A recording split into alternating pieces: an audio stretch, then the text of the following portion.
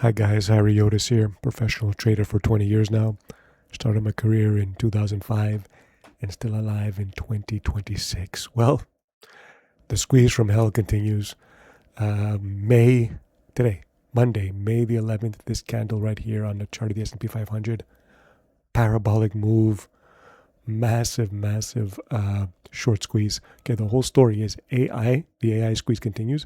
And today we had commodities perking up. Okay, we're going to get into this big news. I think commodities, there's a key thing that happened today in commodities that we're going to talk about. But of course, the AI squeeze continues. That's all it's been. It's really the AI market right now. This is AI's golden age, if you will. Okay, but first we always talk about the technical picture, guys. It's bullish. We don't have to get any more how do you call it, in the weeds than that. It's clearly bullish. Okay, and it keeps drifting higher. We said it's going to keep going higher because we're not really at extremes. It looks like it, but if you look at all the oscillators, we're really not. And if you look at the sentiment here, which we always do, it's still 67. It's been stuck at 67, 68 for 3 days. 3 past trading days, and the market is continually drifting higher. We haven't gone to extremes, even though we have the put-call ratio at extreme greed, meaning there's a lot of calls that are being bought. The oscillators, we're still stuck in the middle. We can still go much higher. We're not at extreme yet. It's very strange to see a lot of the classical oscillators stuck in a midpoint. They could still go much higher. We are not at extremes. Very strange. The good thing is that, well, if I'm a bull, I am a bull, but if I were to have the perfect situation going forward for the bulls is for a correction to happen so we can get those oscillators right now that are in neutral territory down to extreme sell-offs before going up. Okay, it won't take much. Okay, drifting higher is not. It doesn't seem to move them, but a crash down will crash. A move down for 2-3 days, maybe to like 720 or ish, 715 would be very bullish. I don't even think we get down to the 697 breakout level soon, barring some kind of fundamental news that comes out. Okay, like even the war, because Trump announced today that he doesn't care about the Iranian proposal, the peace proposal, and the market just shrugs it off. It doesn't care. Okay, so we have the technicals at bullishness. We have the sentiment still not at extreme, even though we're at greed. We are not at extreme levels that will justify some kind of turnaround. So you have to go with the trend. Very strange to say, as in a parabolic move, we can still drift higher. Very strange. Okay, so let's get to the big news: the AI squeeze and commodities. Okay, the AI squeeze. Okay, huge, and it's driven by basically the AI stocks.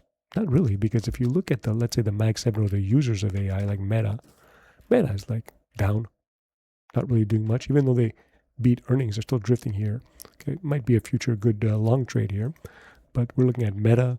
Google is probably the better one. That looks more like the chart of the AI stocks. After a gap up, it still stayed higher. But you have Amazon, muted, up higher, but not amazingly so. Microsoft, we know that's a loser. So the Mag 7 are not really leading, okay, in terms of AI. I mean, Tesla's coming back because Tesla's up bit today because Trump saying that he's going to have Elon Musk on his trip to Beijing coming up. So maybe some kind of deals might be made there. Who knows? That's why it's up. But basically, the Mag 7 are not really, the AI component of Mag 7 is not really happening. Okay, the real mover is not really AI, but it's the chips, the semiconductors. We said it. The semis are up 60% in a month and a week, and they're still bid today. This is why the market's up. This is the only reason. Semiconductors. I shouldn't even say the AI squeeze. I should say the semi squeeze, okay, because that's what it is. Okay, here we have the option structure that we entered into around here. It's a short option structure. If we get between I bought a put spread, 475, 445 put spread, $30 difference, and I financed that. It's a debit, so I financed that with 2 short puts at 405. I don't know if we get to 405. Okay, but the point is this was done at a credit, so even if it goes up, we're still going to collect money when this expires. Okay, so it looks parabolic, but we said before we could even go higher. Very strange to say. Very strange to say. We might need to get some kind of blow off top before we get to some kind of drop. I don't know, but people are just piling the money in the semi sector, and that's it. Okay, so you have the AI squeeze going. basically based on semiconductors. Maybe I'm going to, in the future, I'll refer to it as the semiconductor squeeze, but I like AI squeeze. It sounds much better. Okay. And the big news today was commodities. Okay. We said it before. Trump says Iran ceasefire is on life support after rejecting Tehran's proposal. Okay. So usually when Trump talks crap, tough, SPY goes down. Okay. Not this time. The market's seeing right through it. It's going up. And we have oil. Okay. The first commodity that is bid. It went up, but not really that much. Okay. It's still stuck within this basically $100. It touched 100, went down. Seems like 100 is the magic number for US oil. Okay. So oil is up. However, commodities as a whole are up too. Okay. I said it in my Twitter here that the trade for the entire war period has been long oil and short gold and other commodities. Okay. So that's exactly what we've seen. We've seen oil being bid. People are selling gold, financing their long oil buys by selling gold. As you can see, gold has been going down this whole time. It's not up. Usually in a conflict, it should be at new highs, right? But it's still at 4,700, still pretty good. But today, for the first time, gold is bid with oil. That's very, very strange. Not a lot, just a little bit because it's still struggling, but it wants to find a way up. It wants to struggle, find its way going up vis-a-vis the oil trade. Okay, so short gold, short oil. I mean, that trade is still profitable because oil went up more than gold today. But it's turning around, okay? And the other commodities here we have, if you look at a list of all the commodities here, you see crude oil is up, yes. But everything is up. The commodity sector is up. But usually oil is up and everything is red here if you were to look at it in the past. But now we have all of these commodities. Gas, oil, gasoline, all bid. We had gold bid. We shouldn't. Let's go down. Silver, copper up 3%. Platinum 4.3%. All of the iron ore up, okay? So you have the commodities for the first time ever going up during this war move, which is what you should expect beforehand. Commodities and gold should have been ripping to new highs. Okay, but now it seems that maybe after X amount of months in the war, 2-3 months, that the commodity scarcity play is actually filtering through the marketplace.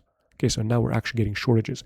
And the one that really catches my eye is this thing, silver. Okay, silver today doing much better than gold, up a lot more, up 7% and was bid the whole day. Very little pullback. And you know what? Absolutely no news. I can't find any news for a 7% move in silver, which means that we're back to this critical metals play, guys. Don't forget it. Just because you're doing nothing, consolidating, chopping off, burning off some of these overbought conditions in the RSI to get to neutral, this is when you should be when it's sleeping is when you should buy. Not after these moves, okay? So yeah, we're still long gold and silver. That is our number one trade, and it continues to be because the fundamentals haven't changed. So silver up big today on no news, okay? Even copper, okay? Copper up to new highs. This is a new high, $648 of copper futures, okay? This is huge. This is telling you something's up, okay? The entire commodity space is on fire today, and we could get that unwinding of long oil, short gold and other commodities, short precious metals and other commodities, okay?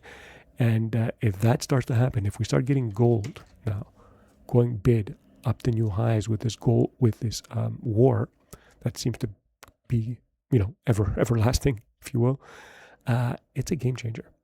Okay, it really changes the space back to the normal classical relationship between geopolitical events and gold, which is, their bid. Gold should have been bid.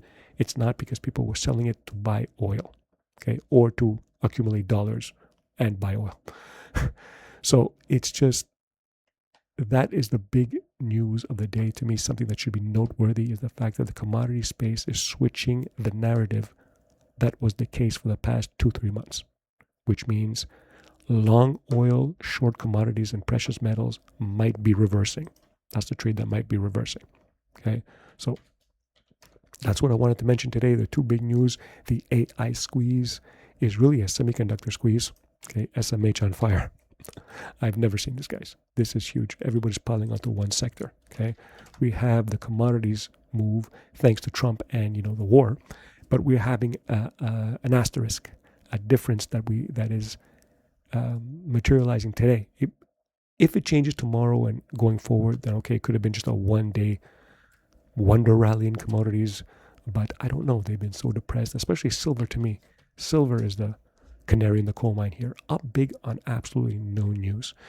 The scarcity is real, okay? And it's coming back to the forefront. So that's it, guys. AI squeeze is real, semiconductor squeeze is real, and the commodities are perking up. Let's see what happens during this second week of May. It's just the second week of May. It's incredible, and we're having this move here.